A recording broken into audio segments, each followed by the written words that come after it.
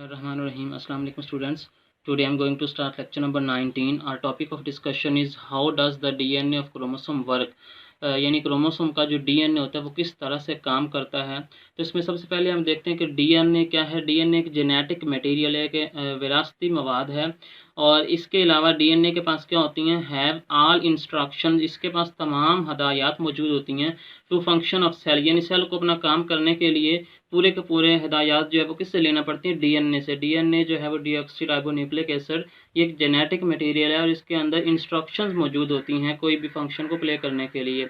तो इसमें अगर हम बात करें डीएनए की, वही बात आगे, डीएनए के पास इंस्ट्रक्शंस मौजूद हैं और इन इंस्ट्रक्शंस को देखते हुए जो है वो स्पेसिफिक प्रोटीन्स बनाई जाती हैं, जो कि प्रोटीन्स चाहिए होती हैं उन्हीं प्रोटीन्स को बनवाया जाता है। और ये जो प्रोटीन्स होती हैं ये आगे दो तरह से काम करते हैं बॉडी के अंदर। स्ट्रक्चरल प्रोटीन भी हो सकती हैं, यानी स्ट्रक्चरल रोल भी अदा करती हैं, और इसके अलावा इंजाइमेटिक रोल भी प्ले करती हैं। इंजाइमेटिक यानी कि इंजाइम के तौर पर, basically all enzymes are protein in nature, सारे के सारे जो इंजाइम होते हैं वो प्रोटीन के बने हुए होते हैं।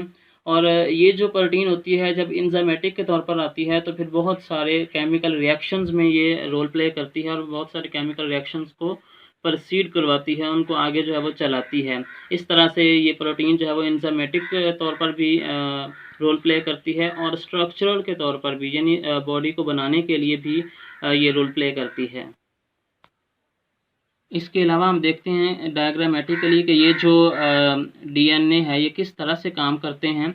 डीएनए बेसिकली ये देखिए, ये डीएनए है, ये क्रोमोसोम है, और ये इसका सेंट्रोमेयर है, ये इसके क्रोमाटिड्स हैं। इनका एक छोटा सा हम अगर पार्ट लेते हैं, यानी डीएनए ऑफ क्रोमोसोम, छोटा सा हमने पार्ट ले लिया, उसमें डीएनए हमें मिलेगा। और ये जो डीएनए होगा इससे आगे जो है वो आरएनए बनवाया जाएगा। डीएनए हमेशा डबल हेलिकल फॉर्म में होता है और ये जो आरएनए होता है ये सिंगल हेलिक फॉर्म में होता है। तो इससे हम पहले डीएनए से आगे आरएनए बनवाते हैं, इसको हम मैसेंजर आरएनए का नाम देते हैं। देखिए, the sequence of DNA nucleotide is copied in the form of messenger RNA, यानी ये कॉपी किया जाता है मैसेंजर आरएनए की फॉर्म में। इसके बाद पहली बात तो ये जो इतना सा काम है ना डीएनए से आगे आरएनए बनाना, इसको जो है हम ट्रांसक्रिप्शन का नाम देते हैं। इसके अलावा अब ये जो मैसेंजर आरएनए होगा ये आगे जाकर राइबोसोम के साथ अटैच होगा।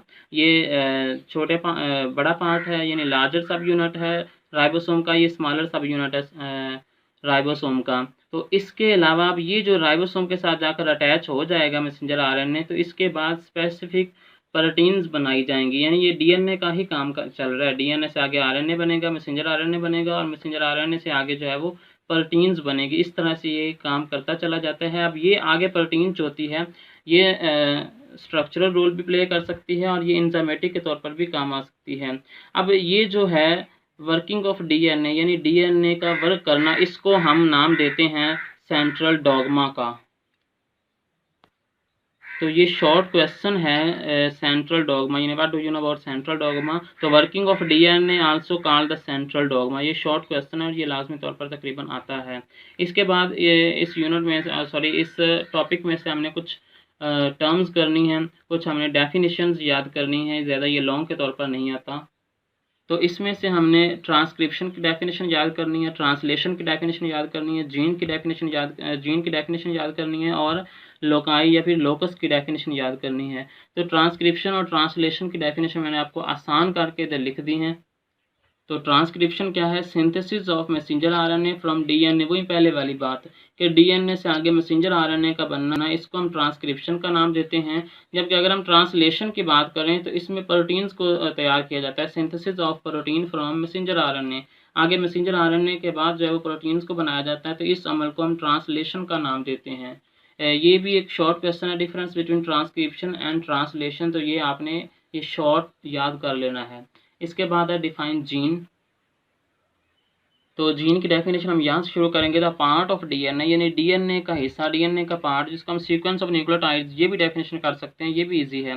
लेकिन अगर हम बेसिकली सही डेफिनेशन करें, the part of DNA that contains the instructions, DNA का वो पार्ट, डीएनए का हिस्सा जिसमें इंस्ट्रक्शंस मौजूद होती हैं, हिदायत मौजूद होती हैं, for the synthesis of particular protein, मखसूस प्रोटीन्स को तैयार करने के लिए, उसको हम जीन का नाम देते हैं।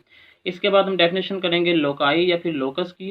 तो इसमें क्या आएगा, द लोकेशन और पोजीशन ऑफ जीन, जीन कहाँ पर रह रही है, जीन की पोजीशन क्या है, जैसे हम जहाँ पर रह रहे होते हैं वो हमारा लोकाई या फिर लोकस कहलाता है। इस तरह से द लोकेशन और position of gene on chromosome, chromosome के ऊपर जीन कहाँ पर रह रही होती है, कौन सी पोजीशन है जीन की, तो उसको हम लोकाई, उस पॉइंट को हम लोकाई या फिर लोकस का नाम देते हैं, सिंगुलर लोकस और प्लूरल लोकाई का हम नाम देते हैं। नेक्स्ट इसमें बताया हुआ है कि हर जीन जो है, ई जीन जो है वो पर्टिकुलर ट्रेट डिटरमिन करती है, यानी हर जीन जो होती है वो एक मखसूस ट्रेट के बारे में बताती है, मखसूस ट्रेट को क्लियर करती है। और इसमें जो है हम बात करेंगे कि हर इंडिविजुअल में जो एक जीन का पेयर मौजूद होता है, हर जीन हमेशा पेयर्स की फॉर्म में मौजूद होती है। अब इसमें इससे भी हमने जो है वो एक डेफिनेशन याद करनी है अलील की, कि अलील क्या होता है। तो the alternate form of gene is are called alleles, जो जीन्स की अल्टरनेटिव फॉर्म होती है उसको हम अलील्स का नाम देते हैं। इसमें हम एग्जांपल कैपिटल ए भी कर सकते हैं, या capital A, capital B, small B. तो ये एक एक जो है, ये कैपिटल ए स्मॉल है, ये दोनों अलील्स हैं, ठीक है। तो ये हम इसकी एग्जांपल के तौर पर कर सकते हैं। इसके बाद हमने बात करनी है जीनोटाइप एंड इट्स टाइप की।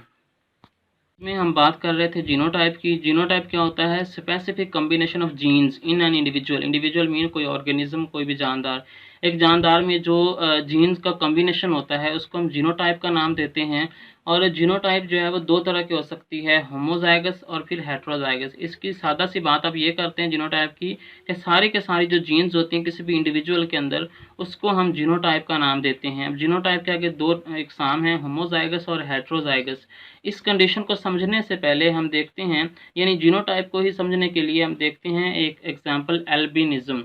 एल्बिनिज्म बेसिकली वो वाली चीज़ है जिसमें आपने अक्सर औकात ऐसे वाले जानदार देखे होंगे, जिसमें जो है यानी कुछ ऐसे इंसान भी आपने देखे हैं जो कि बिल्कुल वाइटिश कलर के होते हैं सारे के सारे, उसमें कोई और पिगमेंट मौजूद नहीं होता। तो वो सारे के सारे सर से लेकर पाँव तक आपको वाइटिश वाइटिश ही नज़र आते हैं। तो इसमें जो नॉर्मल बॉडी पिगमेंट होते हैं, जो बॉडी कलर्स होते हैं वो एब्सेंट होते हैं, वो मौजूद नहीं होते। और ये अल्बिनिज्म जो है ये कैसे कंट्रोल हो रही होती है, also control by one pair of gene, इसे भी जीन का एक पेयर कंट्रोल कर रहा होता है जो कि ए, कैपिटल ए एंड स्मॉल ए होता है। अब देखिएगा इसके जो है वो 3 कॉम्बिनेशंस हो सकते हैं। कैपिटल ए, ये कैपिटल ए कैपिटल के साथ मिलकर भी जो है वो एक कॉम्बिनेशन बना सकता है, ये कैपिटल ए स्मॉल ए के साथ मिलकर भी एक कॉम्बिनेशन बना सकता है, ये स्मॉल ए के साथ मिलकर कॉम्बिनेशन बना सकता है। तो अब ये इसके 3 पॉसिबिलिटीज़ होती हैं। इन पॉसिबिलिटीज़ की वजह से इन तीनों को जो है वो 2 टाइप्स में डिवाइड किया गया है। वो कहते हैं किस तरह से हो सकता है, अगर तो देखिए genotype in which one gene pair contain 2 identical alleles, ऐसे वाले जीनोटाइप इसमें जो एक जीन पेयर होता है उसमें 2 आइडेंटिकल अलील हों, अलील आइडेंटिकल हों यानी सेम सेम अलील हों, या कैपिटल ए हों, ये दोनों कैपिटल स्मॉल ए हों।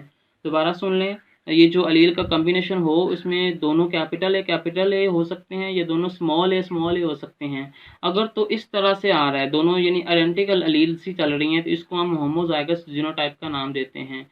और अगर इसके मुकाबले में डिफरेंट हो गया, यानी जीनोटाइप कंटेन 2 डिफरेंट अलील्स, यानी कैपिटल ए स्मॉल ए, तो फिर हम इसको हेट्रोजाइगस जीनोटाइप का नाम दे सकते हैं। यानी फिर ये होमोजाइगस जीनोटाइप नहीं होगी बल्कि हेट्रोजाइगस जीनोटाइप कहलाएगी। अब हम मज़ीद आगे बात करेंगे हेट्रोजाइगस कंडीशन की। होमोजाइगस को तो हमने वहाँ पर छोड़ दिया, हेट्रोजाइगस कंडीशन के आगे मज़ीद बात करेंगे, कैपिटल ए स्मॉल ए। अब देखिएगा, one allele masks the expression of an other allele, वो कहते हैं इसमें से एक अलील जो है वो दूसरे अलील के एक्सप्रेशन को छुपा लेती है, उसका जो एक्सप्रेशन होता है, जो वो शोवेंट उसने करनी होती है उसको छुपा लेती है। इसको हम डोमिनेंट कहते हैं। जैसे फॉर एग्जांपल आपके पास एक मुजम्मल सेंटर है और इसके साथ एक और कुछ छोटा सा सेंटर हो, तो नाम ज़्यादातर मुजम्मल सेंटर का ही चलता है, वो दूसरे वाली जो साथ वाली शॉप होती है उसके एक्सप्रेशन को कुछ छुपा लेती है। इसलिए यहाँ पर भी वैसी ही एक बात है कि one allele masks the expression of an other allele, एक अलील जो होती है वो दूसरे अलील के एक्सप्रेशन को छुपा लेती है। इसको हम डोमिनेंट अलील का नाम देते हैं, और जो दूसरे वाली अलील जिसका एक्सप्रेशन छुप चुका होता है, जो दब चुकी होती है, उसको हम रिसेसिव का नाम देते हैं। देखिए, अलील विच इज़ नॉट एक्सप्रेस्ड, ऐसे वाली अलील जो कि एक्सप्रेस नहीं हुई है उस स्टेज में, तो उसको हम रिसेसिव का नाम देते हैं। डोमिनेंट को हमेशा कैपिटल लेटर से शो किया जाता है, जैसे ये इधर कैपिटल लेटर से शो किया हुआ है, जबकि रिसेसिव जो अलील होती है इसको हमेशा स्मॉल लेटर से शो किया जाता है। इसके बाद हम बात करते हैं एल्बिनिज़म में क्या चक्कर चल रहा है कि उसमें बॉडी पिगमेंट्स जो हैं वो क्यों नहीं होते, तो इसकी बात हम यहाँ पर करते हैं। तो एल्बिनिज्म में बेसिकली रिसेसिव ट्रेट होती है। ये एल्बिनिज्म जो है ये एक रिसेसिव ट्रेट है। इसमें जो है दोनों के दोनों अलील्स रिसेसिव होंगी, यानी स्मॉल लेटर्स में पाई जाएंगी। देखिए, produced when both alleles are recessive, ये तब पैदा होती है एल्बिनिज्म जब दोनों अलील्स होते हैं वो रिसेसिव फॉर्म में आ जाती हैं। अब यहाँ पर थोड़ा सा देखिएगा, जो कैपिटल ए है इसने कलर देना है बॉडी को, नॉर्मल बॉडी पिगमेंट इसने प्रोड्यूस करवाने हैं, जबकि जो स्मॉल ए है इसने नहीं करवाने। अगर तो कॉम्बिनेशन आ रहा है इस तरह से कैपिटल ए या कैपिटल ए स्मॉल ए, अगर इस तरह से कॉम्बिनेशन आ जाता है बॉडी के अंदर, तब तो बॉडी कलर प्रेजेंट मौजूद होंगे, और आप कोई एल्बिनो नहीं होंगे, आपके ऊपर सारे के सारे बॉडी कलर्स मौजूद होंगे और आप नॉर्मल पर्सन होंगे। जबकि अगर आपके पास कॉम्बिनेशन आ जाता है स्मॉल ए इस फॉर्म में, आप में जो है कॉम्बिनेशन अलील्स का इस तरह से आ जाता है, तो फिर नो पिगमेंट प्रोड्यूस, कोई आपके बॉडी पिगमेंट प्रोड्यूस नहीं होंगे और आप एल्बिनो होंगे, यानी बिल्कुल सारे के सारे वाइटिश कलर में वो हो जाते हैं। और अब यहाँ पर एक डेफिनेशन है फिनोटाइप की, एक्सप्रेशन ऑफ जीनोटाइप। अब ये जो जीन है ये भी अपना कुछ एक्सप्रेशन शो कर रही है, यानी बॉडी कलर प्रोड्यूस करवा रही है। ये भी जीन जो है वो क्या कर रही है, अपना बॉडी कलर प्रोड्यूस करवा रही है। ये इसका एक्सप्रेशन है, ये भी इसका एक्सप्रेशन है। जबकि अगर हम इसका एक्सप्रेशन देखें तो ये कोई बॉडी कलर प्रोड्यूस नहीं करवा रही, लेकिन एक्सप्रेशन तो है ना, ये कोई कलर ही नहीं करवा रही बस। तो ये जो एक्सप्रेशन होता है किसी भी जीन का, किसी भी जीनोटाइप का एक्सप्रेशन जो होता है उसे हम फिनोटाइप का नाम देते हैं। एक शॉर्ट क्वेश्चन आता है, difference between genotype and phenotype. तो आपने जीनोटाइप की डेफिनेशन जो मैंने आपको पहले करवाई है वो आपने लिखनी होगी, और फिनोटाइप की डेफिनेशन ये वाली लिखनी होगी, expression of genotype is called phenotype. This is all about our lecture. Allah Hafiz.